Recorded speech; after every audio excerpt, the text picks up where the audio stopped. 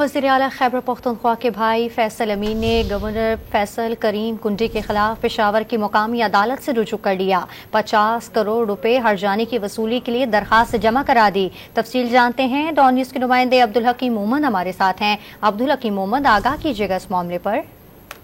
ये जी बिल्कुल कुछ अरसा कबल गवर्नर खैबर पख्तूनख्वा फैसल करीम कुंडी ने एक निजी टेलीविजन शो में फैसल करीम कुंडी के वज़ीर आला खैबर पख्तूनख्वा के भाई हैं और उनके दूसरे भाई उमर अमीन कुंडी, उनके ये करप्शन के इल्जामात लगाए गए थे और इस इल्जामात फैसल जो कि MNA भी है फैसल अमीन उन्होंने एक लीगल नोटिस भी इससे कबल भेजा था और आज मकामी अदालत में केस जमा करा दी गई है और केस उनकी वकील अली अजीम एडवोकेट की जानिब से जमा कर दी गई है और ये इस्तदा की गई है कि जो 50 करोड़ रुपए हर्जाना है वो रकम वसूली करने में अदालत मामनत फरमाए। और इसमें ये भी कहा गया है कि जो उन्होंने इल्जामात आयद किए थे वो इल्जामात गलत थे और जिस पर वज़ीर आला के साख को नुकसान पहुंचा है। बहुत शुक्रिया तफसीलात देने के लिए।